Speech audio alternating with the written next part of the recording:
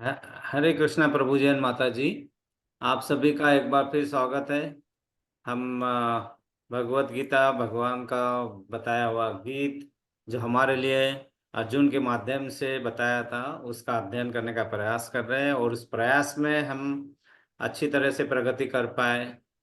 मन लगा है इसीलिए हम शुरुआत करेंगे प्रेयर से। हरे कृष्णा।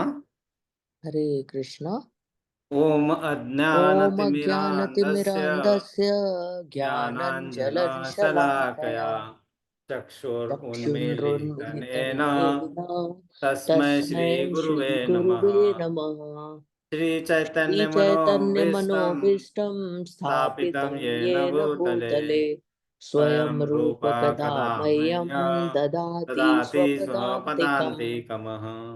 वन्देऽहं वन्देऽहं श्रीगुरोः श्रीगुरुः श्रीयुतपदकमलं श्रीयुतपदकमलं श्रीगुरून् श्रीगुण वैष्णवांश्च वैष्णवांश श्रीरूपं श्रीरूपं साग्रजातं साग्रजातं सहगण सहगण रघुनाथवितं रघुनाथान्वितं तं सजीवं सजीवम् स्वाद्वैतं साद्वैतं सावधूतं सावधूतं परिजनसहितं परिजनसहितं कृष्णचैतन्यदेवं कृष्णचैतन्यदेवम् श्रीराधाकृष्णपादान् श्रीराधाकृष्णपादान् सहगणललिता सहगणललिता श्रीविशाखान्वितांश्च च। श्रीविशाखान्वितांश। हे हे कृष्ण कृष्ण करुणा करुणा सिन्धो सिन्धु दीनबन्धो दीनबन्धु जगत्पते जगत्पते गोपेश गोपेश गोपिका गोपिकान्त कान्ता राधाकान्त राधाकान्त नमस्तुते। नमस्तुते। तप्त तप्तकाञ्चन काञ्चन गौराङ्गी गौराङ्गी राधे राधे वृन्दावनेश्वरी वृन्दावनेश्वरी वृषभानुसुते वृषभानुसुते देवी देवी प्रणमामि प्रणमामि हरिप्रिये। हरिप्रिये। वाञ्छाकल्पतरुभ्यश्च वाञ्छाकल्पतरुभ्यश्च कृपा कृपा सिन्धुभ्य सिन्धुभ्य एव एव च च पतितानां पतितानां पावनेभ्यो पावनेभ्यो वैष्णवेभ्यो वैष्णवेभ्यो नमो नमो नमः। नमः। जय जय श्री श्री कृष्ण कृष्ण चैतन्य चैतन्य प्रभु प्रभु नित्यानंद नित्यानंद श्री श्री अद्वैत अद्वैत गदाधार गदाधर श्रीवासादि शिवासादि गौर गौर भक्तवृंद। भक्तवृंद। हरे हरे कृष्ण कृष्ण हरे हरे कृष्ण कृष्ण कृष्ण कृष्ण कृष्ण कृष्ण हरे हरे हरे हरे। हरे हरे राम राम हरे हरे राम राम राम राम राम राम हरे हरे। हरे हरे। हरे कृष्ण कृष्ण हरे कृष्ण कृष्ण कृष्ण कृष्ण हरे कृष्ण हरे हरे हरे। हरे राम हरे हरे राम राम राम राम राम राम हरे हरे हरे। हरे। हरे हरे कृष्ण हरे कृष्ण कृष्ण कृष्ण कृष्ण कृष्ण हरे हरे हरे हरे। हरे हरे राम राम हरे राम राम राम राम राम हरे हरे। हरे। हम जय पताका स्वामी महाराज का प्रणाम मंत्र बोलेंगे। नमो ओम नमो ॐ विष्णुपदाय विष्णुपादाय कृष्ण पृष्ठाय कृष्णपृष्ठाय भूतले भूतले श्रीमते श्रीमते जय जया पताका पताका स्वामिनैति स्वामिनिति नामिने। नामिने। नम नमो आचार्य पदया आचार्यपदाय निताय निताय कृपा कृपा प्रदायिने। प्रदायने गौर गौरकथा कथा धाम धामदाया दया नगाराग्राम नगरागमा तारिणे। तारिणे। हम प्रभुपाद जी का प्रणाम मंत्र बोलेंगे। नमो ओ ओम नमो ॐ विष्णुपदाय विष्णुपादाय कृष्ण कृष्णपृष्ठाय पृष्ठाय भूतले भूतले श्रीमते श्रीमते भक्ति वेदांत भक्तिवेदान्त स्वामिनेति स्वामिनैति नामिने। नामिने। नमस्ते नमस्ते सरस्वते सरस्वते देवे देवे गौरवाणी गौरवाणी प्रचारिणे प्रचारिणे निर्विशेष निर्विशेषशून्यवादी शून्यवादी पाश्चात्य देश पाश्चात्यदेशतारिण। तारिणे। जय जय श्री श्री कृष्ण कृष्ण चैतन्य चैतन्य प्रभु प्रभु नित्यानंद नित्यानंद श्री श्री अद्वैत अद्वैत गदाधार गदाधर श्रीवासादि श्रीवासादि गौर गौर भक्त भक्त। वृंद। ओम नमो भगवते वासुदेवाय। ओम नमो भगवते वासुदेवाय। ओम नमो भगवते वासुदेवाय। ओम नमो भगवते वासुदेवाय। ओम नमो भगवते वासुदेवाय। ओम नमो भगवते वासुदेवाय। हरे कृष्णा। हरे कृष्ण। आप सभी का एक बार फिर स्वागत है। हम भगवत गीता भगवान का गीत जो भगवान ने कुरुक्षेत्र में अर्जुन को हमारे लिए हमारे जीवन संबंधी समस्याओं को सुलझाने के लिए उस समस्या में फंसने पे क्या करना चाहिए कैसा करना चाहिए और कैसा उस समस्याओं को समस्या न मान के उसका सलूशन कैसे निकाला जा सकता है हर तरीके से भगवान समझाने का प्रयास कर रहे हैं। और हम इम्पोर्टेंट अध्याय अध्याय दूसरा जो गीता का सार है, जो सारांश है गीता का, वो अध्ययन करने करने का प्रयास कर रहे थे। और हमने जो अध्याय दूसरा पढ़ा था उसमें देखा था, शुरुआत जो अध्याय हुई थी वो श्लोका नंबर 1 से 6 था। अर्जुन के तर्क वितर्क चल रहे थे कि अर्जुन कह रहा था कि मैं अपने सगे संबंधियों को कैसे मारूं, मैं तो क्षत्रिय हूँ, क्षत्रियों को नियत पे वार नहीं करना चाहिए, उनको मार के मुझे कौन सा सुख मिलेगा, मैं कौन सा राजपाट में मन लगा पाऊंगा, और ये सब करूंगा, मैं नहीं करना चाहता हूँ। ये सब तर्क वितर्क करते करते करते करते पहले अध्याय में काफी उन्होंने तर्क वितर्क अपने सब रखे, और भगवान उन्हें समझाते रहे और तर्क वितर्क यहाँ चालू रहे। और 6वें श्लोक के बाद हमें पता चला कि अर्जुन वो तर्क वितर्क के माध्यम से ये समझ पाया कि जो वो करना चाह रहा है या वो उसके मन में है वो सही नहीं है। क्यों? क्योंकि वो समझ ही नहीं पा रहा कि एक्चुअली होता क्या है, करना क्या है। वो तो सिर्फ इस जो सामने दिख रहा है उससे आकर्षित होके कुछ ना गलत निर्णय लेने वाला था। तो फिर उन्हें उसको सब समझ में आता है, तो वो क्या करते हैं, अपने आप को सरेंडर कर देते हैं भगवान को। और भगवान जो है, जो उनके पहले मित्र थे, मित्र के रूप में थे, उनके साथ ही वो अर्जुन खेले थे, कूदे थे और सब करते थे, अब उन्होंने उनको अपना गुरु मान लिया। तो मित्र से शिष्य बन गए वो। तो जब उस आप शिष्य बनोगे, जब तक आप में वो गुरु वाली क्वालिटी, मतलब वो गुरु है मन में, तब आप समझ नहीं पाते, हम समझ नहीं पाते हैं। तो सबसे पहले कोई भी चीज अगर हमें समझना है और वो है, तो हमें अपने आप को शिष्य के लेवल पे लाना होता है, तब जाके हमें समझ में आता है। सीधी सी बात है, आप पानी पीना चाह रहे हैं और आपका नल का पाइप पानी की टंकी में एक साइड डाला हुआ है और दूसरा साइड आपको गुरूर के कारण आपने ऊंचा करके पकड़ा हुआ है, तो आपकी तरफ पानी आएगा ही नहीं। आपको वो पाइप को नीचे करना पड़ेगा, तो पानी अपने आप आपके पास आएगा। तो वही होता है, ज्ञान को लेना है आपको, तो आपको सिंपल तरीका है कि आपको उस भक्त के लेवल पे, शिष्य के लेवल पे अपने आप को रख के फिर आप ज्ञान की प्राप्ति कर सकते हैं। हमें रामायण में भी एक चीज पता है कि जहाँ पे आ, रावण के महल में जब ये गए थे हनुमान जी, और अंगद भी का भी दो दो उदाहरण है वहां पे। तो वहां पे हमने देखा था कि जहां जहां गुरूर आता है वो गुरूर कैसे खाली होता है। एक तो अंगद का पाँव, हमें पता है कि अंगद का पाँव वो गुरूर के कारण वो उठा नहीं पाए थे, है ना। तो अंगद ने जब पाँव नीचे रखा था और उन्हें गुरूर था कि हम तो क्या ऐसे तो मसल के उठा के फेंक सकते हैं, तो अंगद का पाँव को हिला नहीं पाया था। और वैसे ही हनुमान जी के साथ में भी एक वाकया पेश हुआ था। तो वहां पे भी जब रावण बहुत गुरूर में अपने आप को बहुत ऊंचे सिंहासन पे बैठ के वहां पे गुरूर कर रहा था, तो हनुमान जी ने अपनी पूंछ को लपेट लपेट के इतना ऊंचा आसन बना दिया था कि उसके ऊपर वो नहीं जा सकते। मतलब आपका जो अहंकार है वो अगर आपने अलग कर दिया, तो आप बिल्कुल मनुष्य जीवन का जो उद्देश्य है उसको पा सकते हैं। तो वही है, वो जब शिष्य बन गए, फिर 11 नंबर श्लोक से 30 नंबर श्लोक में हमने क्या देखा है कि भगवान उन्हें बता रहे कि उठ, युद्ध कर। क्योंकि जो तू सोच रहा है कि आगे जो मार रहा है या मरने वाले हैं वो सब शरीर रूपी मत समझ उनको। उनकी आत्मा के उसमें अगर देखेगा तो आत्मा कभी मरती नहीं है, आत्मा अमर है। और ये जो शरीर जो दिख रहे हैं यहाँ पे सामने, ये शरीर जब यहाँ से निकल जाएंगे तो आत्मा इस शरीर को छोड़ के दूसरे शरीर में प्रवेश करेगी। तो उसकी चिंता नहीं करना है, आत्मा कभी नहीं मरती। वो बात में 11 से 30 श्लोक तक बहुत डिटेल में भगवान ने समझाया, जो हम पढ़ चुके थे।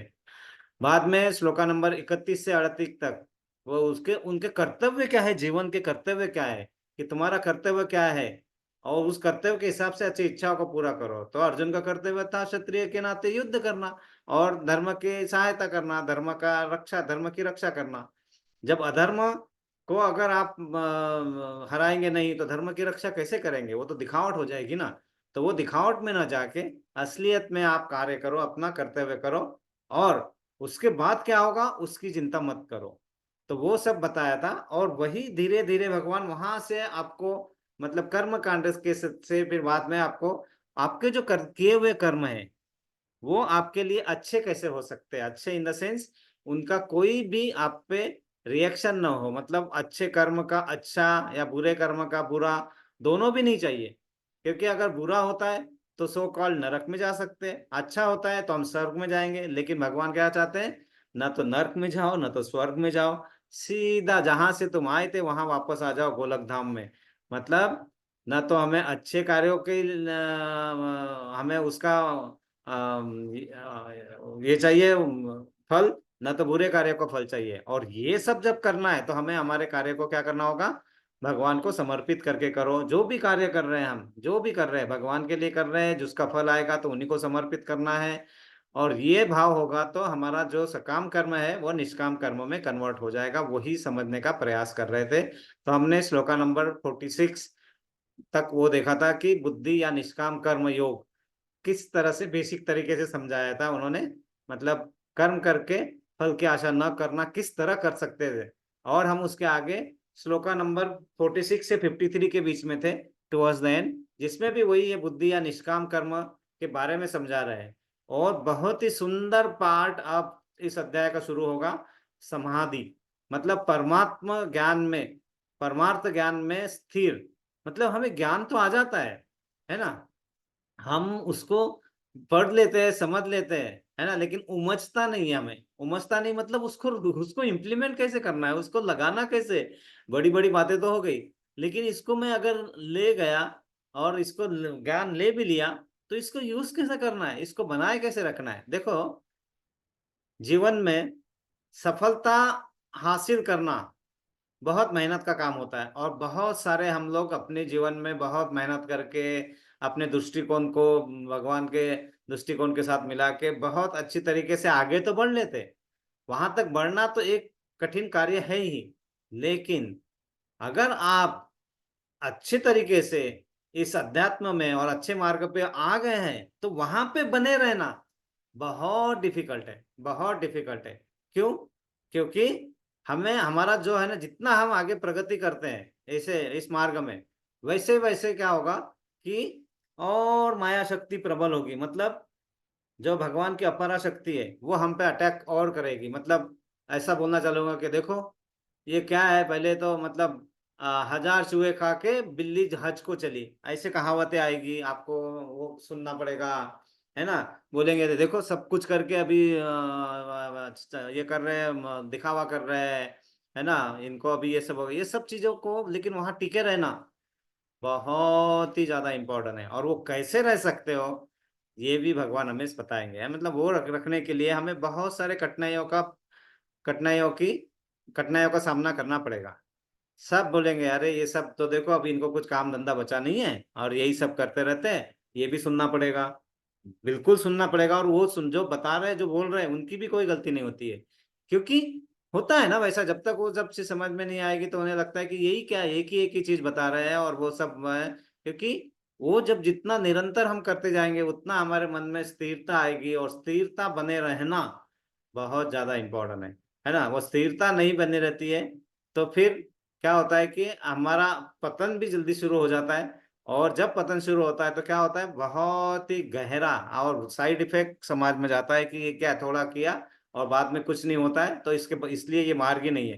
तो इसीलिए हर किसी का ये बड़ा कर्तव्य बनता है हमारा कि हम जो भी कर रहे हैं वो करना तो ठीक है, लेकिन वो करना का सजग तरीके से करना है। और अपने आसपास के लोगों को भी उसमें थोड़ा थोड़ा लाके, ऐसा ना कि वो हमसे दूर होते जाए और हम आगे बढ़ते जाए, ये भी चीजों को संभालना होता है। तो ये चीज भगवान अभी अर्जुन को समझा रहे हैं और हम उसी जगह पे है। तो हमने पिछले बार हमने पढ़ा था श्लोका नंबर 52, आई थिंक, एक मिनट है।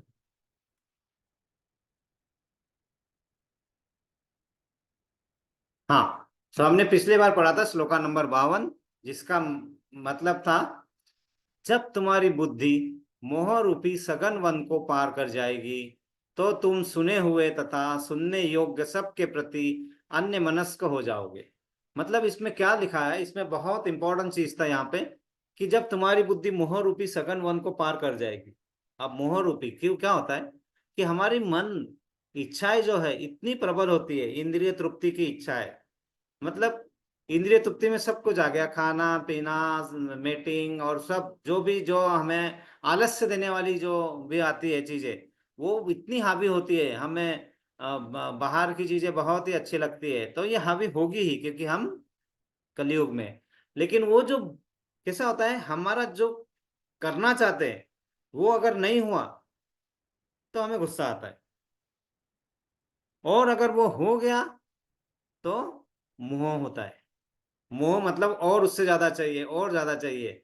और वो जो मोह रूपी जो सघन वन है, मतलब वो इतना घना वन है कि उसमें से आप जाके जाके जाके खो जाएंगे कहीं पे, पता नहीं चलेगा आपको। और यही होता है, हम करते रहते हैं अपने अच्छे कार्य को, और कहीं तो हम भटक जाते हैं, और मोह, हम ये नहीं पता कर पाते कि ये सही में मैं मोह कर रहा हूँ, कर रही हूँ, या मेरे जीवन में ये रिक्वायर्ड है। ये चीजों को हम समझ नहीं पाते, मतलब अच्छे, और धीरे धीरे फिसलन होती है और हम फिसलते जाते हैं। लेकिन वो मोह रूपी सघन वक्त को अगर पार कर जाएंगे, तो फिर आप, तो तुम सुने हुए तथा सुनने योग्य सबके प्रति अन्य मनस्क हो जाएंगे। मतलब अन्य मनस्क मतलब आपको उनका कहने का बुरा नहीं लगेगा, और आपके कहने का उनको बुरा न लगे, इस तरह से आप संतुलित तरीके से बिहेव करेंगे। और उसका उन्होंने पिछले बार एग्जाम्पल बताया था। जैसे उन्होंने क्या कहा था कि यहाँ पे हम लोगों को क्या है, अगर भगवान ने कैसे बताया कि हमें अगर भगवान के पास वापस जाना है, और हमें सही में अपने मनुष्य जीवन का सफलतापूर्वक यूज करना है, तो हमें बहुत सारे मार्ग बताए। कैसे मार्ग है? पहले तो बहुत अच्छे कर्म करके, और उस कार्यों के द्वारा हम जा सकते हैं, लेकिन हम उतने कार्य उतने अच्छे तरीके से, क्योंकि हम योग नहीं कर सकते उस तरीके से, अष्टांग योग। हम ज्ञानी बन के ज्ञान नहीं ले सकते, क्योंकि उतना पढ़ ही नहीं पाएंगे हम। उतना ज्ञान उतने शास्त्रों से उतना लेकर वो समझने लायक ही नहीं है। यज्ञ करने लायक हम नहीं है, हमारे आसपास की परिस्थितियां नहीं है, हमारे पास जो आहुति देने के लिए सब चीजें वो नहीं है, और यज्ञ को करवाने वाले उतने पवित्र नहीं है। तो ये सब किसी तरीके से हम नहीं लगते। इसीलिए जो यहाँ पे जो बताया है कि अगर आप सही में उस भक्ति में जाना चाहते हैं, तो कैसे? मेरी त्रिकाल प्रार्थनाओं में तुम्हारी जय हो, हे स्नान तुम्हें प्रणाम है ना, हे देव पितृगण, अब मैं आप लोगों के लिए तर्पण करने में असमर्थ हूँ। मतलब क्या बता रहे हैं कि आप जो जो चीज, मतलब सवेरे उठ के आपको 3 बार आरती करना है, पूजा करना है, स्नान करना है, और अपने पितृ, देवगण पितृगण सभी के पूरा आराधना करना है, ये सब करना हमें होता है। लेकिन हमसे ये हो नहीं पाता है। तो भगवान वही बता रहे हैं कि अगर आपसे ये नहीं हो रहा है, और नहीं होगा भी, क्योंकि मन से करना और दिखावा, कर लिया हमने, उठाया, आरती कर ली, cut cut cut cut cut cut, वो हो गया। बाद में उसका प्रसादम दिया नहीं दिया वो पता नहीं, भाव हमारा कहीं और होता है, मोबाइल कहीं और लगा रहता है, ध्यान कहीं और होता है, ये करके पटाख से दूसरी तरफ भागना होता है। ये सब चीजें चलती रहेगी, होती रहती है। तो ये तरीका वो हमें वहां नहीं पहुंचा सकता है। इसलिए उन्होंने क्या बताया? प्रेम भक्ति, मतलब भक्तिमय, अपने आप को सरेंडर करो, और कृष्ण की दिव्य प्रेम भक्ति, मतलब जो भी कार्य कर रहे हो कृष्ण को समर्पित करके करो, तो आप सिद्धि प्राप्त होने वाले व्यक्ति की तरह बन सकते हो। और वो बनने के लिए आपको किसी वेदों की, शास्त्रों की, उपनिषद उपनिषद जो लिखे हुए हैं वो पढ़ के उनकी परिधि में अपने आप को बांधने की जरूरत नहीं है। आप अपना समय उसमें व्यस्त न करते हुए, आप कृष्ण भक्ति में अगर हम अपने आप को समर्पित कार्य करते हैं, तो आप वो उस परिधि को लांग जाते हैं, उसके बाहर आते हैं, और आपको सब कार्य आराम से भगवान के समर्पित होकर करने लायक बन जाते हैं। तो यहाँ पे सिंपल तरीके से बताया कि आपको ज्यादा ये सब ऋषि मुनि, तपस्वी और वो सब करने का नहीं, आप प्रेम भक्ति जो यहाँ पे कलयुग में चैतन्य महाप्रभु ने आके बताया है कि प्रेम भक्ति से ही भगवान को पाया जा सकता है, वही एक मार्ग बचा हुआ है। कौन सा? कलयुग में, है ना। तो नाम बिना कली काले ना आर धर्मा, मतलब नाम के बिना इस कली काल में कोई आप धर्म ही नहीं है। नाम ही लो, आप नाम स्मरण लो, है ना। और अगर नहीं कर सकते हैं, तो फिर उतने बड़े योगी और अष्टांग योगी बनो, वो नहीं कर सकते। तो अर्जुन को वही समझा रहे, तुम जो मैं बता रहा हूँ वो करो। तो हम अगला श्लोक पढ़ते हैं अभी। श्लोक का नंबर 53।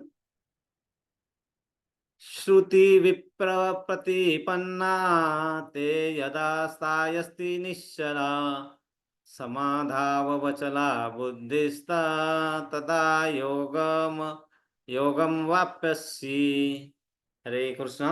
और कोई पढ़ेगा? हाँ प्रभु जी, पढ़ती हूँ। यस।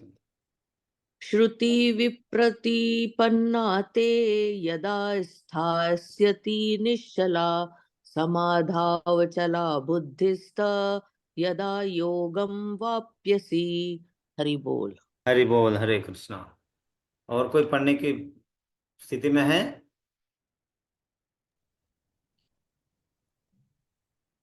मैं पढ़ती हूँ प्रभु जी। यस माता जी। श्रुति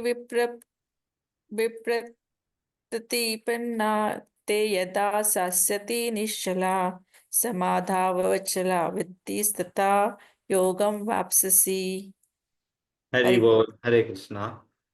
इसमें श्रुति मतलब वैदिक ज्ञान के, विप्रतिपन्ना मतलब कर्म फलों से प्रभावित हुए बिना, ते तुम्हारा, यदा जब, स्थायस्ति शासयति स्थिर हो जाएगा, निश्चला एक निष्ठ, समाधो दिव्य चेतना या कृष्ण भावना मत में, अचला स्थिर, बुद्धि बुद्धि, तदा तब, योगम आत्म साक्षात्कार, अवाप्यसी तुम प्राप्त करोगे। इसका अर्थ है, जब तुम्हारा मन वेदों की अलंकारमयी भाषा से विचलित न हो और वह आत्म साक्षात्कार की समाधि में स्थिर हो जाए, तब तुम्हें दिव्य चेतना प्राप्त हो जाएगी। तात्पर्य जय शिला प्रभुपाद। इसमें तात्पर्य प्रभुपाद ने बताया, कोई समाधि में है, यह कथन का अर्थ यह होता है कि वह पूर्णतया कृष्ण भावना भावित है, अर्थात उसने पूर्ण समाधि में ब्रह्म परमात्मा तथा भगवान को प्राप्त कर लिया है। आत्म साक्षात्कार की सर्वोच्च सिद्धि यह जान लेना कि मनुष्य कृष्ण का शाश्वत दास है और उसका एकमात्र कर्तव्य कृष्ण भावना मृत में अपने सारे कर्म करना है। कृष्ण भावना भावित व्यक्ति या भगवान के एकनिष्ठ भक्त को न तो वेदों की अलंकारमयी वाणी से विचलित होना चाहिए, न ही स्वर्ग जाने के उद्देश्य से सकाम कर्मों में प्रवृत्त होना चाहिए। कृष्ण भावनामृत में मनुष्य कर्म के सानिध्य में रहता है और कृष्ण से प्राप्त सारे आदेश उस दिव्य अवस्था में समझे जा सकते हैं। ऐसे कार्यों में परिणाम स्वरूप निश्चयात्मक ज्ञान की प्राप्ति निश्चित है। उसे कृष्ण या उनके प्रतिनिधि गुरु की आज्ञाओं का पालन मात्र करना होगा। हरे कृष्णा। बहुत ही सिंपल तरीके से भगवान ने यहाँ पे प्रभुपाद के माध्यम से बताया कि समाधि मतलब हमें समाधि क्या है, उस समाधि के बारे में समझाया। तो यहाँ पे वेद जब पढ़ते हैं, तो वेद में जब हम पढ़ेंगे तो उसमें वेद में बहुत सारे शब्दों का ऐसे उच्चारण होगा, इस तरह से बताया जाएगा कि उसमें अलंकारित भाषा यूज होगी और उस भाषा से हमें आधा समझा नहीं समझा तो उससे हम विचलित हो जाएंगे। हमें कुछ समझ में आ रहा है, कुछ समझ में नहीं आ रहा है, उससे विचलित नहीं होना है। क्यों? क्योंकि हमारा ध्येय उद्देश्य जो है वो समझ में आना चाहिए कि हम उस ज्ञान को प्राप्त करने के स्थिति में नहीं है, हम नहीं कर पाते। तो फिर क्या करना है हमें? तो हमें यह समझना है कि हमारा उद्देश्य क्या है, मनुष्य जीवन का उद्देश्य क्या है। मनुष्य जीवन, ह्यूमन, हमें मनुष्य क्यों बनाया? आज छोटे बाल गोपालों का क्लास चल रहा था, उसमें एक बच्चा पूछता है कि प्रभु जी, हमें ये भगवान ने मनुष्य क्यों बनाया? बहुत ही गहन प्रश्न था वो। मैं थोड़ा देर के लिए हिल गया कि छोटे बच्चे किससे प्रश्न पूछते भारी भारी, है ना। तो मनुष्य क्यों बनाया, तो फिर समझाने लगा, कुछ उनको समझा, फिर थोड़ा देर और समझाना पड़ा। तो हमारे जो जन्म मृत्यु जरा व्याधि का चक्कर है, जो भी हमारे कर्म होते पहले के संचित कर्म, उनके हिसाब से हमें जो आज बॉडी मिली हुई है, ऐसी कितनी योनियां होती है? 84 लाख योनि होती है। और उस 84 लाख योनियों में उसमें कोई भी योनि हो सकती है। मनुष्य की योनि हो सकती है, पशु की हो सकती है, जीव, कुछ भी। 84 लाख योनियां हैं, उसमें हम कोई भी योनि में अपने कर्म के हिसाब से हमें अगला हमारी आत्मा को अगला शरीर मिलता है अपने कर्म के हिसाब से। और कर्म के हिसाब से नहीं, हमारा जो अंत होता है इस जीवन का, मतलब शारीरिक तरीके से शरीर को आत्मा जब बाहर जाती है, उस समय आपके मन में जो भाव होंगे उस तरह से आपको नेक्स्ट शरीर प्राप्त होगा। उस समय अगर आपने किसी पे कूं खा ऐसा भौंकना इकना ऐसा चिल्लाना चालू रखा आखिरी में, तो आपको कुत्ते की बॉडी प्राप्त हो सकती है। आपके मन में कुछ और भाव आया कि अरे मुझे तो बिल्कुल पैसों के बीच में ही रहना है, तो आप कैशियर बन सकते हो, आप बैंक के मैनेजर बन सकते हो। सारा समुंदर मेरे पास है, एक बूंद पानी मेरी प्यास है। तो रहेगा सब कुछ, लेकिन आप पानी नहीं पी पाते समुद्र का, जैसे वही वो कैशियर के पास पैसे सब रहते, कुछ नहीं कर पाता है। वैसे ही हमारा मनुष्य जीवन में 4 लाख योनियां होती है। 4 लाख योनियां, मनुष्य जीवन में भी 4 लाख योनि है। और भगवान पहले संचित कर्मों के हिसाब से हमें जब मनुष्य जीवन मिला है, मतलब हम बहुत ही अच्छे कर्मों के साथ थे, तब हमें मनुष्य जीवन मिला है। और मनुष्य जीवन में ही हम ये उद्देश्य हासिल कर सकते, कौन सा, जो भगवान से हमारा पहला संपर्क था, जिसके सानिध्य से हम छूट के यहाँ नीचे आए थे, है ना, किसी कारणवश। वहां वापस जाने के लिए हमें सिर्फ एक ही एंट्री है, वो सिर्फ हमारे मनुष्य जीवन से। तो यहाँ पे हमें सोचने की समझने की क्षमता दी हुई है। हम भगवान के सेवा कर सकते हैं, और लेकिन वो भाव मन में होना चाहिए कि हम उनके शाश्वत दास है। लेकिन हम दास बोलते हैं तो हमें ऐसा लगता है, हाँ मैं दास, मैं तो मालक हूँ, मेरे पास तो करोड़ों की संपत्ति है, मेरे पास तो इतना ये है, मेरा इतना घर है, मेरे पास ये सब मेरा मेरा मैं करके हम अपने आप को बिल्कुल उनसे अलग करते जाते हैं। और यही जब मन में भाव आता है ना कि अरे अभी तो रुको, मेरे पास आने दो पैसा, इनको दिखाते हो ये जब होशियारी कर रहे हैं, ये सब जब मन में भाव आता है ना, तो वो हम अपने आप को यहाँ से दूर लेके जाना जाते रहते हैं। हम अपने किससे, जो हमारा एक्चुअल कनेक्शन जोड़ना है, हम कनेक्शन जोड़ने के बजाय उससे दूर दूर दूर जाते रहते हैं। क्योंकि एक है भगवान के समीप जाना, उनसे संबंध जोड़ना, मतलब माया से संबंध तोड़ना है ना। तो हम माया से संबंध तोड़ते नहीं है, हम माया से संबंध और गहरा करते हैं। तो जब आप वो करोगे तो क्या होगा, सीधा सीधा है, आप भगवान से दूर जा रहे हो। मतलब आपका जो मनुष्य जीवन का उद्देश्य है कि हमें वापस गोलोक धाम जाना है, और जन्म मृत्यु जरा व्याधि के चक्कर से बाहर आना है, वो ही हम नहीं कर पाते। और हम उसमें दलदल में फंसते जाते। क्यों? एक ही चीज, ईगो, अहंकार। देखे हमने बहुत उदाहरण, रावण का अहंकार कहाँ गया, ईगो कहाँ गया, कहाँ दुर्योधन का अहंकार, धृतराष्ट्र, ये सब कहाँ चले गए। जहां जहां अहंकार हुआ उसका पतन नहीं होता है ना। तो यही हमारा जो है ना, ईगो, अहंकार, यही हमें अपने अच्छे कार्यों से दूर करता है। हम कर भी ले अच्छे कार्य, लेकिन ईगो के कारण जब हम किसी का आदर नहीं कर पाते हैं और सम्मान नहीं कर रख पाते हैं, तो फिर हमारा ये सब किया हुआ जो होता है ना, जो कर्म, वो सब जल जाते हैं। और उसका परिणाम क्या होता है कि हमारे जो अच्छे कर्म है संचित, उसका भी हम व्यय कर देते हैं। मतलब हमारे पास इतना बैंक बैलेंस रहता है, लेकिन हम उसको खर्च करते जाते हैं, और बाद में जाएंगे अपनी मतलब इस जीवन को पूरा व्यस्त कर देंगे। इसलिए मनुष्य जीवन बहुत ही इंपॉर्टेंट है। और इसमें अगर आपने समझ लिया कि कृष्ण का शाश्वत दास है हम, दासों के दास है, क्योंकि हम सब कृष्ण के ही अंश है ना।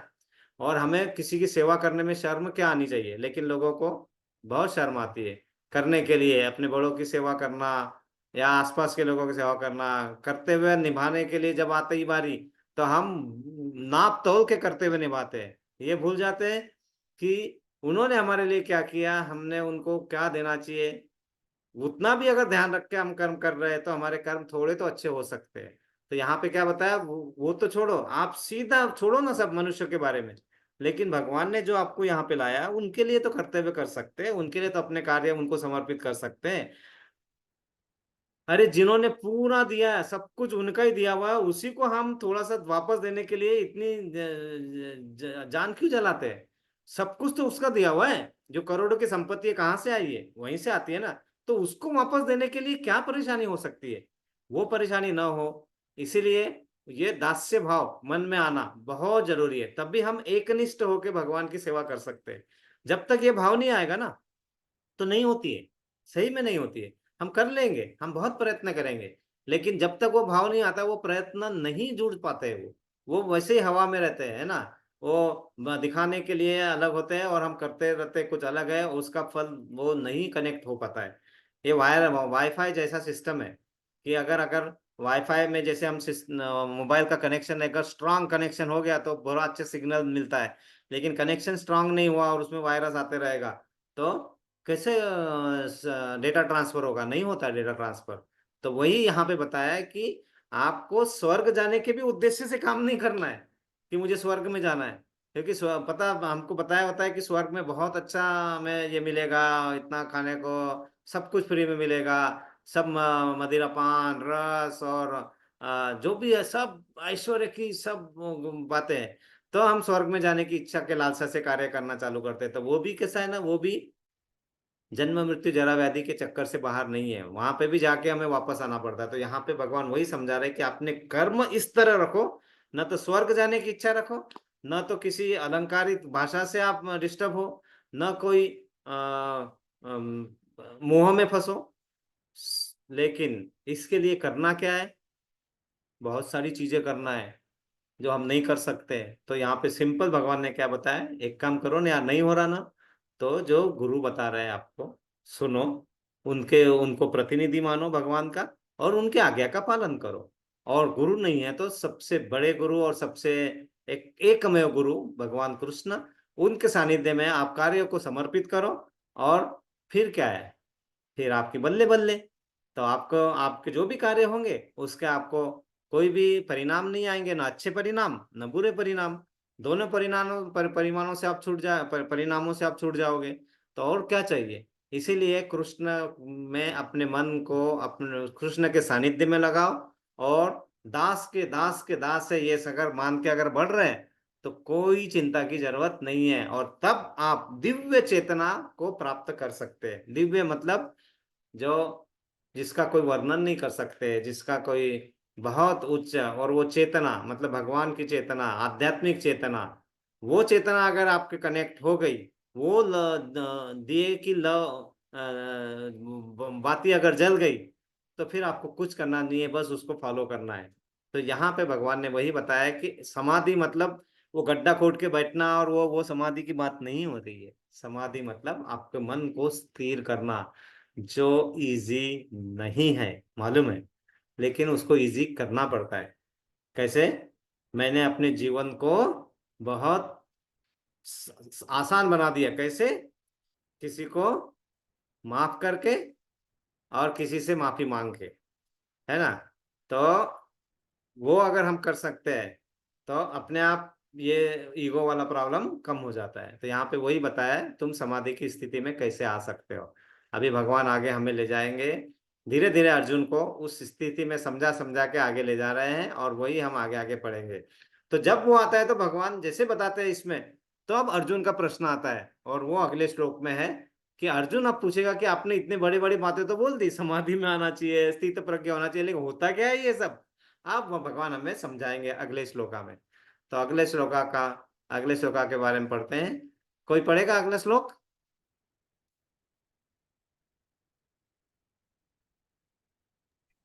कोई ठीक है पढ़ने। प्रभु जी, मैं पढ़ती हूँ। यस माता जी। अच्छा अच्छा, ठीक है, आप पढ़िए प्रभु जी। नहीं नहीं, पढ़िए पढ़िए माता जी। प्रभु जी कौन पढ़ रहा है, पढ़िए।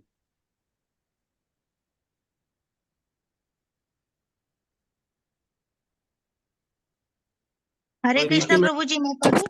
हाँ बिल्कुल बिल्कुल, हरे कृष्ण। अर्जुन उवाच स्थितप्रज्ञस्तका भाषा समाधिस्तस्य केशव स्थितदिह किं प्रभाषेत किमासीत व्रजेत किम। हरि बोल, हरे कृष्णा, बहुत अच्छा पढ़ा। एक मैं पढ़ लेता हूँ।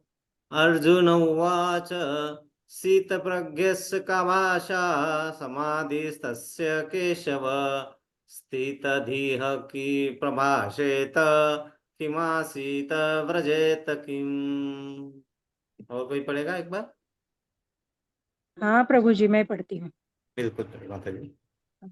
अर्जुन उवाच स्थितप्रज्ञस्य का भाषा समाधिस्तस्य केशव स्थितधीः किं प्रभाषेत किमासीत व्रजेत किम।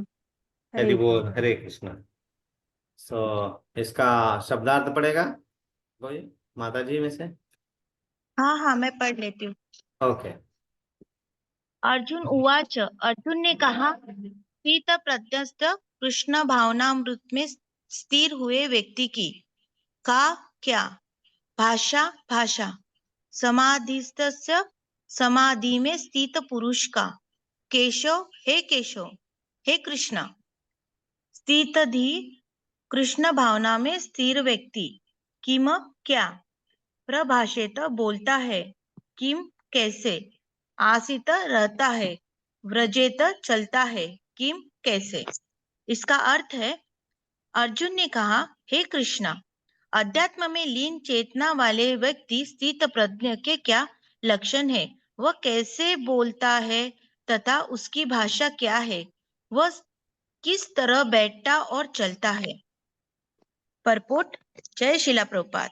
जय शिला प्रभुपाद। तात्पर्य जय शिला प्रभुपाद।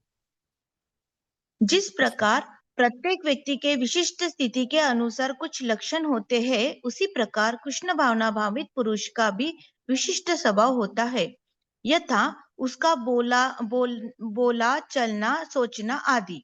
जिस प्रकार धनी पुरुष के कुछ लक्षण होते हैं जिनसे वह धनवान जाना जाता है, या कि विद्वान अपने गुणों से विद्वान जाना जाता है, उसी तरह कृष्ण की दिव्य चेतना से युक्त व्यक्ति अपने विशिष्ट लक्षणों से जाना जाता है।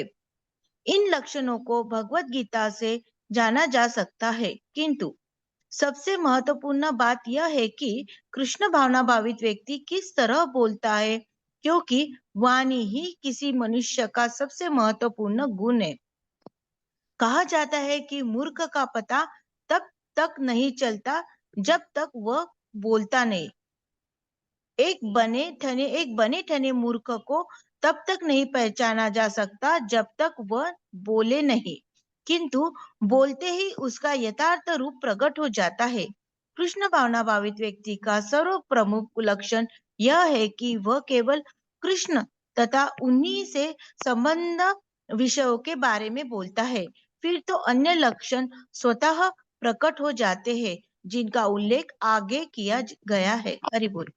हरि बोल, हरे कृष्णा। बहुत अच्छा पढ़ा। तो यहाँ पे अभी जैसे ही भगवान ने बताया कि आपने समाधि में रहना चाहिए, आपने स्थित प्रज्ञ होना चाहिए, स्थित प्रज्ञ होते बराबर अर्जुन के कान खड़े हो गए। अर्जुन ने पूछा, भाई स्थित प्रज्ञ मतलब क्या होता है? वो क्या होता है? वो आदमी कैसा होता है? वो उसकी भाषा क्या होती है? वो किस तरह बैठता है, किस तरह चलता है? क्या वो पैरों से ही चलता है, हाथ से चलता है? क्या मतलब अलग अलग प्रश्न आ गए। तो यहाँ पे बहुत ही सुंदर है कि यहाँ पे प्रभुपाद ने जो एक्सप्लेन किया है बहुत सिंपल है कि धनवान के पास धन है, वो धनवान धन से जाना जाता है। विद्वान के पास ज्ञान होता है। ये अपने अपने तरीके से उनको हम जानते हैं। लेकिन सबसे बड़ा प्रॉब्लम क्या होता है कि हम भगवान को समर्पित है। हम ये स्थित प्रज्ञ मतलब ऐसे व्यक्ति क्या हो, किस तरह से बोले। नहीं तो क्या होता है कि हम क्या करते हैं, देखो, हम भगवान के मंदिर में जाते हैं, मंदिर से बाहर आते हैं और इमीडिएटली चालू हो जाता है, देखा क्या? वहां पे कितने भगवान के सामने कितने नाटक कर रहे थे वो दोनों लोग, है ना? वो देखो भगवान के सामने हाथ क्या जोड़ रहे थे, नीचे साष्टांग क्या कर रहे थे, ये कर रहे थे, वो कर रहे थे। और वो प्रसादम लेने के समय देखो कितनी वहां पे भीड़ लगा दी, ने कर दी। मतलब आते बराबर हमारा वो जो बात है वो दूसरे ही डायरेक्शन में चलना जाता है। और कभी भी ऐसी जो चर्चा है, इस चर्चाओं से हमें अपने आप को अलग रखना सबसे पहला लक्षण बताया भगवान ने कि ऐसी बातों में हमें अपने आप को घुसाना नहीं चाहिए। जब भी ऐसे बातें निकल रही है, अरे वो देखा क्या, वो इतनी संपत्ति है उनके पास लेकिन अपना पास अपने संपत्ति का कोई कन भी किसी को देते नहीं है और बड़ी बड़ी बातें करते हैं, है ना? ये बातों का में उलझना। तो वो हरे लेकिन कृष्ण प्रभु। हरे कृष्ण प्रभु जी, बोलिए। सॉरी डिस्टर्ब कर रहे हैं। बोल रहे हैं कि नहीं नहीं प्रभु। मंदिर बाहर जाने का छोड़िए, मंदिर में रह के होता है खाली स्टोरी ये वो। तुम अभी क्या ऐसा है, है वो ऐसा, तुम धोती पहना अच्छा प्रभु यही है वहाँ एक्चुअली में कैसा है ना साक्षात प्रभु जी। भगवान खड़े हैं। हाँ हाँ साक्षात प्रभु जी, मैं भगवान किसी खड़े हैं उनका। हाँ, मैं किसी का मन दुखाना नहीं चाह रहा था ज्यादा, इसलिए मैं मंदिर के बाहर लेके गया फिर बोला। ये सही है, वहीं पे होता है सब, है ना। वहीं पे सब देखा हो जाता है, क्योंकि क्या होता है ना, वो हमारा मन वहाँ कनेक्ट ही नहीं हो पाता है, और इतना इजी नहीं होता है ना। मंदिर में जाते जाते हैं, मंदिर तक चले जाते हैं, तब भी भाग्यशाली है। लेकिन वहां पे हमारा मन भगवान की सेवा में लगना, या इच्छा में लगना, या वहां इच्छा अपनी लगना बहुत कठिन होता है। और भगवान क्या कर रहे हैं कि ठीक है ना, तुमसे नहीं हो रहा तो एक थोड़ा थोड़ा प्रयास करना है। जो भी करोगे तो मंदिर में जाके कम से कम ये बोल सकते हो, अरे वाह, कृष्ण ने आज कितना अच्छा ड्रेस पहना है, राधा रानी ने कितना अच्छा पहना है, अरे कितना अच्छा लग रहा है, देखो उनके चेहरे की सुंदरता कितनी महक हो रही है, उनके फूल देखो कितने गहने कितने अच्छे लग रहे हैं। चलो इसी तरह से बात करो वहां पे, वो तो चलो शुरू कर दो। तुम्हें गहने ही अच्छे लग रहे तो गहनों को देख लो कृष्ण भगवान के, राधा रानी की सुंदरता पे बखान कर लो, करो वहां पे जाके। लेकिन वो धीरे धीरे आपकी जुबान पे वो सब चीजें आना चाहिए, कृष्ण के बारे में बातें, राधा के बारे में बातें। एक तो वाणी सेवा, ये वाणी सेवा हो गई। मतलब हम बहुत अच्छे तरीके से बोलेंगे, अच्छा गुणगान करेंगे, भजन कीर्तन अपने मुंह से, भगवान नाम लेंगे। खाना बनाते वक्त बोलेंगे, अरे वाह मैं भगवान के लिए खाना बना रही हूँ, राधा रानी के लिए खाना बना रही हूँ, तो उसके पे सब जो भी है, इनके बेटा बेटी है, इनके जो मेरे बेटा है, बेटी है, सास है, ससुर है, माँ है, उनके लिए खाना बनाने के बजाय अगर भगवान के लिए बना रहे, ये सब मन में आता है जब, तो क्या होता है, वो वाणी सेवा, मतलब हमारे मनस सेवा में। और बाद में वपु सेवा। वपु सेवा मतलब आप उनके पैर दबा सकते हो भगवान के, जब आप उनके नहलाते हो तो उनको वो मन में भाव लाओ कि हम अपने पैर को दबा रहे हैं, हम उनके आपके हाथों की उंगलियां कितने देर से मुरली पकड़ के खड़े हुए हैं, चलो मैं हाथों की उंगलियां दबा देते हूँ, थोड़े से उंगलियों को स्पर्श करके आप वो करो, मन में भाव ला सकते हो। जब आपके गुरु रूप आपके माता पिता घर में हैं, आपके गुरु हैं, उनकी सेवा कर सकते हो, उनके पैर दबा के, हाथ दबा के, या जो भी है थोड़ी सेवा, वपु सेवा। ये सब उसमें जब रहोगे तो मन इधर उधर नहीं भटकता है। वो सबसे पहले स्थित प्रज्ञ होने के लिए, सबसे पहले वो मन को एक एकाग्र करने के लिए हमें प्रयत्न करने चाहिए। नहीं तो बिना अपने मन को भटकाने वाले हम खुद ही होते हैं। हम ही खुद ही उस विषयों में अटक जाते हैं। देखो, हमारे आसपास कुछ कम ज्यादा होता रहेगा, लेकिन हम उस विषय में जब अटकते जाते हैं ना, तो हम क्या करते हैं ना, कि हमारी जो अच्छाई है उसको जलाना चालू कर देते हैं, है ना। और ये कठिन है हमारे लिए, मेरे लिए, तुम्हारे लिए, सबके लिए कठिन है। इसीलिए तो हम भगवत गीता का ज्ञान लेने के प्रयत्न कर रहे हैं ना, कि हम कुछ तो समझे थोड़ा सा, और ठीक है ना, थोड़ा थोड़ा थोड़ा थोड़ा करें ना। ठीक है, हम दिन भर में 4 घंटा दूसरों के बारे में बात कर रहे थे, चलो 3 घंटा ना करें अभी, 1 घंटा करें, और 3 घंटा थोड़े और कार्य में लगा दें। थोड़ा थोड़ा करेंगे ना, तो बराबर आपको इस मार्ग पे जा सकेंगे। इसलिए पहले देखो, बिल्कुल भगवान ने सीधा बताया कि कृष्ण, अर्जुन ने प्रश्न पूछा तो बताया क्या, वो उसका आंसर अगले इसमें आएगा। लेकिन बताया कि तुम्हें सिर्फ कृष्ण के संबंध के विषय के बारे में बोलना चालू कर दो तुम।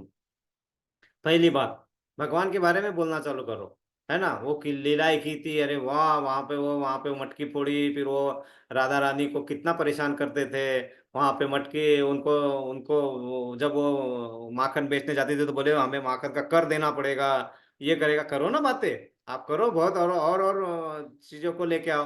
क्या होता है कि जब आपका मन लगता है ना, तो बहुत ही खुशी आती है। एक सिंपल एग्जांपल है, ठंडी चालू हो गई है नागपुर में और उधर सब, तो ठंडी के दिन चल रहे हैं, तो ठंडी का एक एग्जांपल है छोटा सा। एक बहुत ही वृद्ध माता अपने ठाकुर जी के लिए वृंदावन में रोज नए नए तरीके के व्यंजन बना बना के खिलाती थी, बड़े प्यार से लेके जाती थी। बहुत ही वृद्ध थे, अकेली माता जी घर पे थी, और उनके लिए बहुत अलग अलग व्यंजन बना के ले जाते थे। कभी व्यंजन पूरा बनता भी नहीं था, शक्कर के जगह कभी नमक पड़ जाता था, कभी कभी कोई जल जाता था, कभी कुछ हो जाता था, लेकिन बड़े भाव से ले जाते थे, और ठाकुर जी भी बड़े भाव से खाते थे वो। और जब तक वो माता जी का प्रसाद वहां आता नहीं था, तो तब तक वो दूसरा प्रसाद भी ग्रहण नहीं करते थे। तो ये जो थे अपने पंडित जी, वो माता जी को हमेशा है ना थोड़ा चिढ़ाते रहते थे, क्या माता, आप आते नहीं है, आपको जला जुला कुछ भी लाते हैं, क्या करते हैं ऐसे मिष्ठान के नाम से, और वो ठाकुर जी वही खाते हैं, बाकी तो प्रसाद ग्रहण नहीं करते आपके आने बगैर। आप ठंडी आ रही है, क्या ठाकुर जी के लिए कुछ करोगे कि नहीं, ठंडी लगेगी। तो बोले हाँ हाँ, मुझे उन्हें मजाक में कहा, लेकिन इन्होंने माता जी ने सीरियसली लिया, और उन्होंने क्या किया कि उसके बारे में उनके लिए स्वेटर बुनना चालू किया। अब ये माता जी तो बहुत वृद्ध थी, आप बना रहे, उससे चलते चलते चलते नवंबर का आधा महीना हो गया, ठंडी बढ़ रही थी, ठंडी अब कड़ाके की आनी शुरू हो गई। अब तो उन्होंने फिर जो पुजारी जी थे वो माता को कहा कि क्या इस ठंडी के दिनों में इस मौसम में बन पाएगा कि अगले मौसम के लिए बात कर रहे हो?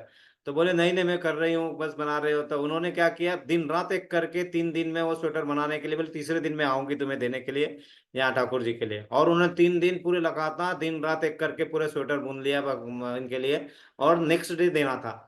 और उस दिन क्या हुआ कि वो जो पुजारी थे वो वहीं का प्रसाद ग्रहण करते थे, वहीं अपना भोजन प्रसादम लेके फिर घर जाते थे।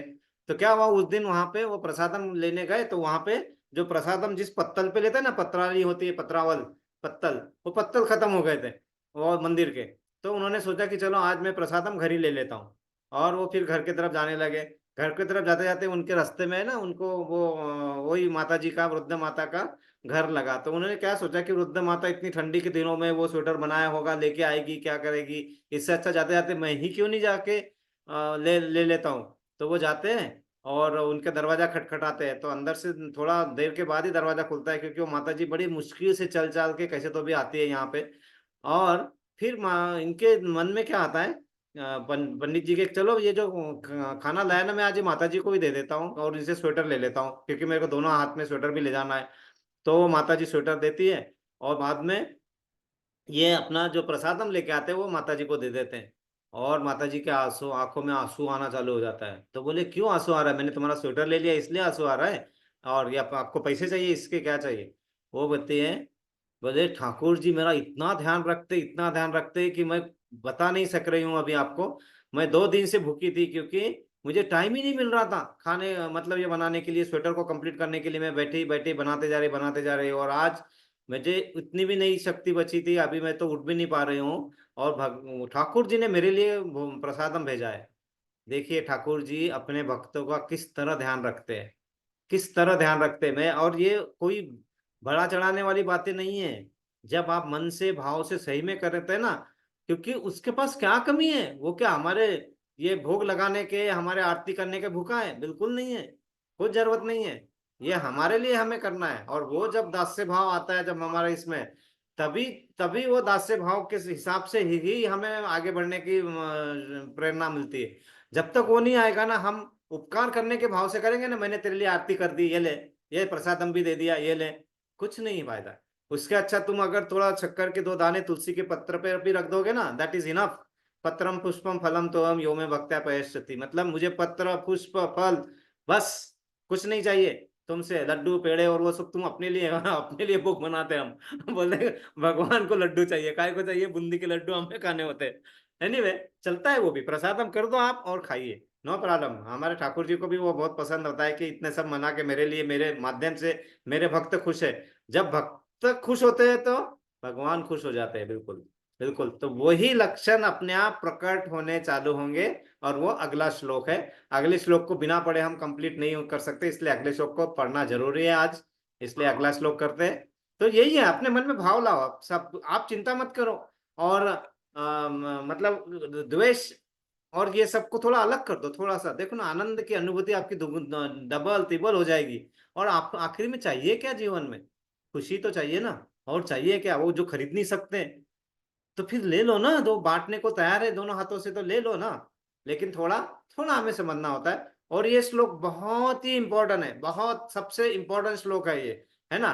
और यहाँ पे एक चीज ध्यान रखने वाली है, यहाँ पे देखो, श्री भगवान उवाच, जब भी भगवान का उवाच आता है, भगवान बोलते हैं, तो उनमें गैप नहीं होता है, भगवान उवाच ऐसा नहीं लिखा है। जबकि पिछले श्लोक में देखिए आपने क्या लिखा था, अर्जुन, फिर गैप है, फिर उवाच आता है। लेकिन भगवान उवाच में कभी भी गैप नहीं आएगा, क्योंकि उनमें कोई डिफरेंस हो ही नहीं सकता है, और वो गैप हो ही नहीं सकती है। तो कभी भी देखोगे आप, श्री भगवान हुआ जो साथ ही में लिखा होता है ना। और ये श्लोक बहुत इंपॉर्टेंट है, बहुत इंपॉर्टेंट है। तो श्री भगवान उवाच, प्रजहाति यदा कामान् सर्वान् पार्थ मनोगतान्, आत्मन्यवात्मना तुष्टं स्थित प्रज्ञस्तदोच्यते। हरे कृष्णा। और कोई पढ़ेगा? मैं पढ़ लेती हूँ प्रभु जी। यस हाँ मिस प्रभु जी। श्री भगवान उवाच, प्रजहाति यदा कामा सर्वान्थ पार्थ मनोगतान्, आत्मन्येवात्मा तुष्टाः स्थितप्रत्यस्थदोच्यते। हरि बोल। हरि बोल। और कोई पढ़ेगा? हाँ प्रभु जी मैं पढ़ती हूँ। यस माता जी। श्री भगवान उवाच प्रजहाति यदा कामान् सर्वान् पार्थ मनोगताम् आत्मन्नेव आत्मनः तुष्टा स्थितप्रज्ञ तदा उच्यते। हरि बोल। हरि बोल। हरे कृष्णा। बहुत ही अच्छा। इसका शब्दार्थ पढ़ेगा कोई? हाँ प्रभु जी मैं मैं पढ़ पढ़ूँ? लूं। हाँ बिल्कुल पढ़िए, बिल्कुल। श्री भगवान उवाच, श्री भगवान ने कहा, प्रजहाति त्यागता है यदा जब कामान इंद्रिय तृप्ति की इच्छाएं सर्वान सभी प्रकार की पार्थ हे पृथा पुत्र मनः गतान मनोरथ का आत्मनि आत्मा की शुद्धि अवस्था में एवं निश्चय ही आत्मना विशुद्ध मन से तुष्टः संतुष्ट प्रसन्न स्थित प्रज्ञ अध्यात्म में स्थित तदा उस समय उच्यते कहा जाता है। इसका अर्थ है, श्री भगवान ने कहा, हे पार्थ, जब मनुष्य मनोधर्म से उत्पन्न होने वाली इंद्रिय तृप्ति की समस्त कामनाओं का परित्याग कर देता है और जब इस तरह से विशुद्ध हुआ उसका मन आत्मा में संतोष प्राप्त करता है तो वह विशुद्ध दिव्य चेतना को प्राप्त या स्थित प्रज्ञ कहा जाता है। तात्पर्य। जय श्रीला प्रभुपाद। जय श्रीला जय श्रीला प्रभु। प्रभुपाद। श्रीमद् भगवद गीता में पुष्टि हुई है कि जो मनुष्य पूर्णतया कृष्ण भावना भावित या भगवत होता है उसमें महर्षियों के समस्त सद्गुण पाए जाते हैं, किंतु जो व्यक्ति अध्यात्म में स्थित नहीं होता उसमें एक भी योग्यता नहीं होती, क्योंकि वह अपने मनोधर्म पर ही आश्रित रहता है। फलतः यहाँ यह ठीक ही कहा गया है कि व्यक्ति को मनोधर्म द्वारा कल्पित सारी विषय वासनाओं को त्यागना होता है। कृत्रिम साधन से इनको रोक पाना संभव नहीं, किंतु यदि कोई कृष्ण भावनामृत में लगा हो तो सारी विषम वासनाएं स्वतः ही बिना किसी प्रयास के दब जाती हैं। अतः मनुष्य को बिना किसी झिझक के कृष्ण भावनामृत में लगना होगा, क्योंकि यह भक्ति उसे दिव्य चेतना प्राप्त करने में सहायक होगी। अत्यधिक उन्नत जीवात्मा महात्मा अपने आप को परमेश्वर का शाश्वत दास मानकर आत्मसंतुष्ट रहता है। ऐसे आध्यात्मिक पुरुष के पास भौतिकता से उत्पन्न भी विषय वासना फटक नहीं पाती। वह अपने को निरंतर भगवान का सेवक मानते हुए सहज रूप में सदैव प्रसन्न रहता है। हरि बोल। हरि बोल। हरे कृष्णा। बहुत ही अच्छा पढ़ा और बहुत इंपॉर्टेंट है ये श्लोक। अब यहाँ पे भगवान पार्थ को, अर्जुन को यह समझा रहे हैं कि ऐसी स्थिति में कैसे स्थित प्रज्ञ बोल तो दिया, लेकिन कैसे रहा जाए, क्या करा जाए। अब उन्होंने बताना शुरू किया है। सबसे पहला इंपॉर्टेंट क्या है, जब मनुष्य मनोधर्म से उत्पन्न होने वाली इंद्रिय तृप्ति की समस्त कामनाओं का परित्याग कर देता है और जब वह इस तरह से विशुद्ध हुआ उसका मन आत्मा में संतोष प्राप्त करता है तो वह शुद्ध विशुद्ध दिव्य चेतना को प्राप्त कहा जाता है। क्या कहा है कि हमारा मन जो है, देखो सबसे सिंपल तरीके से, ये सब बड़े बड़े अलंकारिक शब्दों से विचलित नहीं होना है हमें। सबसे पहला क्या है कि क्या होना क्या चाहिए हमारा, इसमें हमारी बुद्धि जो है ना, बुद्धि इंटेलिजेंस जो उसको कहते हैं बुद्धि, वो बुद्धि ने हमारे मन पे कंट्रोल करना चाहिए और फिर हमारे मन ने हमारे इंद्रियों को बताना चाहिए। इंद्रिय मतलब हमारे नाक कान आँख ये त्वचा और ये जो इंद्रिया हमारी, इन इंद्रियों को हमारे मन से कंट्रोल आना चाहिए, है ना, तो फिर सब सही है।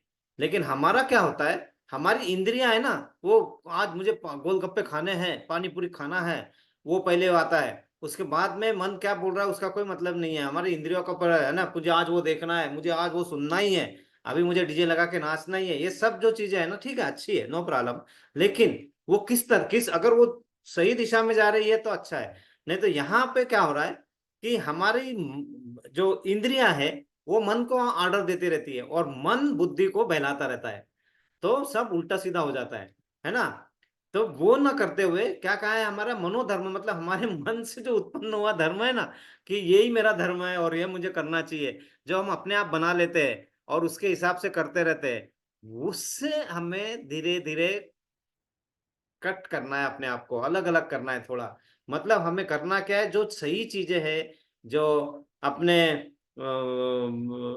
फल ना पाने की इच्छा रखते हुए जो कार्य करना है, और उसमें क्या होता है, जैसे जैसे हम अपने आप को उसको जोड़ते जाएंगे, जैसे जैसे अपने बुद्धि का यूज अपने मन को बताने के लिए करेंगे, और वो कुछ ना भावना भावित होकर अगर करेंगे, तो क्या होता है कि आपका जो वासना मन में आती है, खाने के प्रति वासना, सेक्स के प्रति वासना, और किसी अहंकार वाली वासना जो भी है, अपने आप उसका कम होते जाता है। क्यों? क्योंकि वो उत्पन्न ही किससे होती है, वो माया शक्ति से उत्पन्न होती है ना। और माया शक्ति भगवान की अपार शक्ति है, जिसपे हम अपने अपना पूरा भी कितना भी जोर लगा देंगे तो हम उसके बाहर नहीं आ सकते। तो कौन ला सकता है बाहर? जिसने उसको पैदा किया है। पैदा किसने किया है? तो भगवान ने। भगवान की अपार शक्ति है।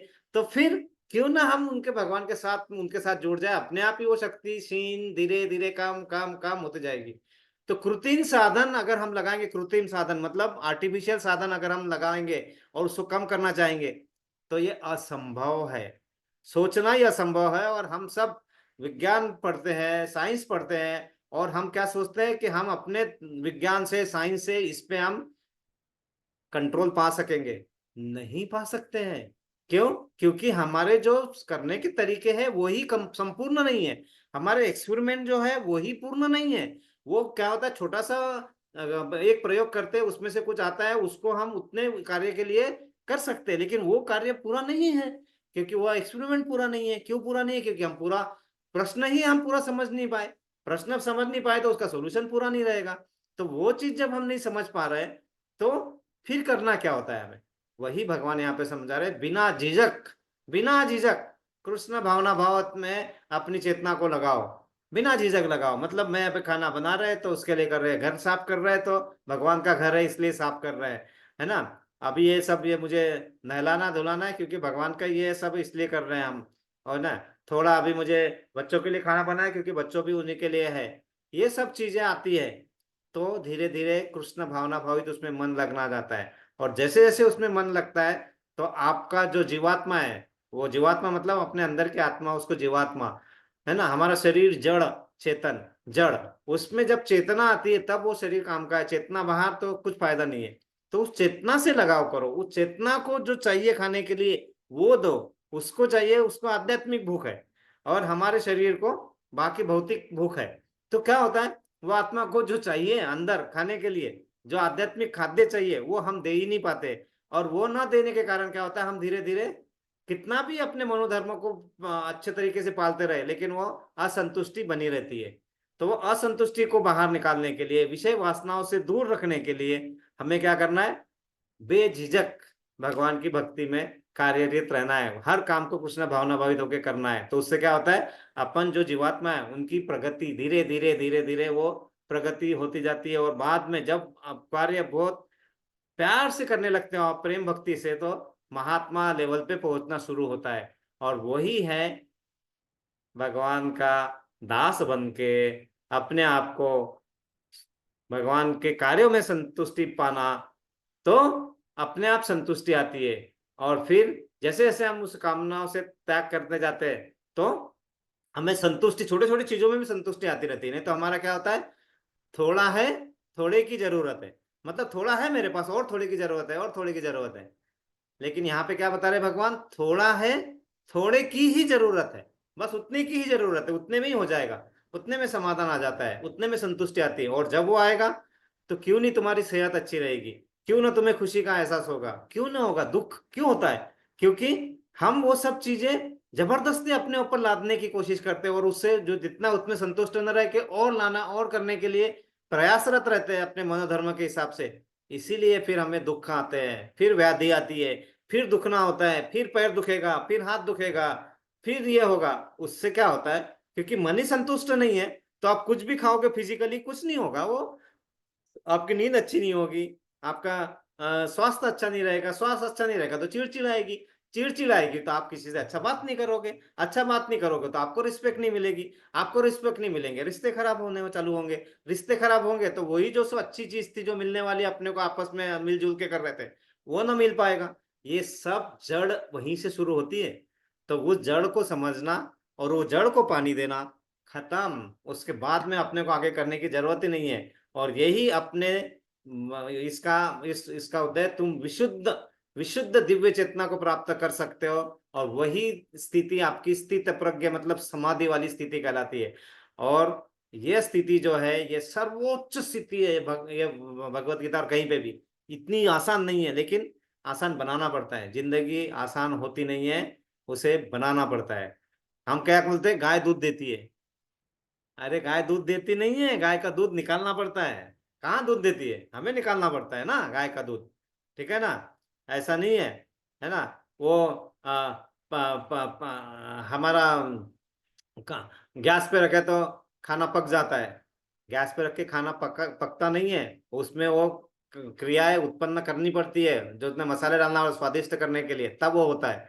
तो वो जो छोटी छोटी चीजें है ना, उस पे ध्यान दो, बड़ी चीज पे मत करो। कोई बड़ी चीज को न पाने की दुख लेके हम अपने जो छोटा सुख है उसको भी तोड़ देते हैं। छोटा नहीं होता है, वो बहुत बड़ा होता है। तो यहाँ पे वही है। तो वह अपने को निरंतर भगवान का सेवक मानते हुए सहज रूप से सदैव प्रसन्न रहता है। तो जब आप उस स्थिति में आ जाते हो तो प्रसन्नता आपके पैर चूमने आती है ना। तो यहाँ पे हम रुकेंगे। हरे कृष्णा। आप सभी यहाँ पे आते हैं, सुनते हैं, हम इस बारे में विषय में चर्चा करते हैं, कृष्ण भगवान के बारे में बातें करते हैं। यही तो चीज चाहिए ना, इसके बारे में बातें करना। और बस उस माता जी की तरह अपना मन एकदम बिल्कुल साफ रखो, समर्पित रखो। तो ये मत सोचो कि आप कितना अच्छा कर पा रहे। अच्छा बुरा आप मत सोचो, हमने सोचने का कार्य नहीं है हमारा।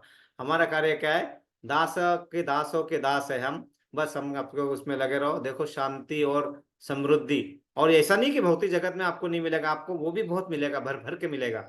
इतना मिलेगा कि आप बोलेंगे बस अब मुझे और नहीं चाहिए। सही बता रहा हूँ, ऐसा ही होता है। तो उसको थोड़ा संतुलित रखेंगे हम और आगे बढ़ते रहे। हम सबके लिए प्रेयर करेंगे। हम सभी के लिए प्रेयर करेंगे। यहाँ पे अभी मोना माता जी थोड़ा उनका पीछे पीठ में कुछ प्रॉब्लम हुआ है, तो उसको वो जल्दी जल्दी ठीक हो। और मेरे माता जी के भी हाथ में ये है, छोटी सिस्टर के हाथ में भी थोड़ा इश्यूज है। और जिसके भी है सब प्रेयर करेंगे। जिनके भी स्वास्थ्य में कुछ भी कम ज्यादा है, वो स्वास्थ्य जल्दी ठीक हो, ताकि हम सेवा में कार्यरत अच्छे तरीके से हो पाए। और किसी के लिए कुछ प्रेयर है, हम सभी का यहाँ भावना आध्यात्मिक प्रगति होते रहे, उसके लिए भी प्रेयर करेंगे। किसी के लिए कोई स्पेशल प्रेयर है माता जी, प्रभु जी?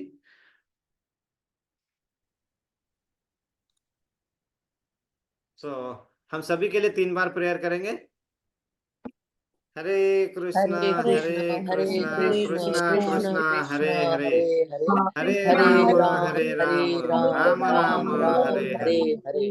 हरे हरे हरे कृष्णा हरे कृष्णा हरे कृष्णा कृष्ण कृष्ण कृष्णा हरे हरे हरे हरे, हरे हरे राम राम हरे हरे राम, राम राम हरे राम राम हरे हरे हरे। हरे हरे हरे कृष्णा कृष्ण हरे हरे कृष्णा कृष्ण कृष्ण कृष्णा कृष्ण कृष्णा हरे हरे हरे हरे, हरे हरे राम राम हरे हरे राम, राम राम राम राम राम हरे हरे। हरे हरे हरे हरे। हाँ, हरे हरे। हम प्रभुपाद जी के लिए, जिन्होंने हमारे लिए ये सब अच्छे साधन बनाए और अच्छे सरल तरीके से इतने अच्छे तात्पर्य दे के समझाने का प्रयास करते हैं, और हम उन्हें बहुत अच्छे से समझ सकते हैं, इसलिए प्रभुपाद जी के लिए 3 बार प्रेयर करेंगे।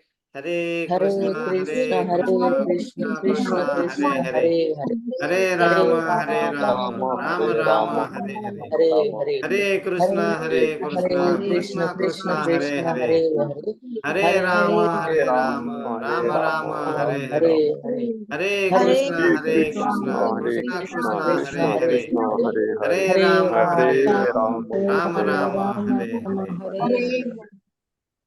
वाञ्छाकल्पतरुभ्यश्च वाञ्छाकल्पतरुभ्यश्च कृपा कृपा एव च, सिन्धुभ्य एव च पतितानां पतितानां पावनेभ्यो पावनेभ्यो वैष्णवेभ्यो नमो वैष्णवेभ्यो नमः। नमो नमः। अनंत कोटि वैष्णवंद की की जय, जय गुरुदेव की जय, जय प्रभुपाद की जय, जय निताई गौर गौर प्रेमानंदे। प्रेमानंदे हरि हरि बोल।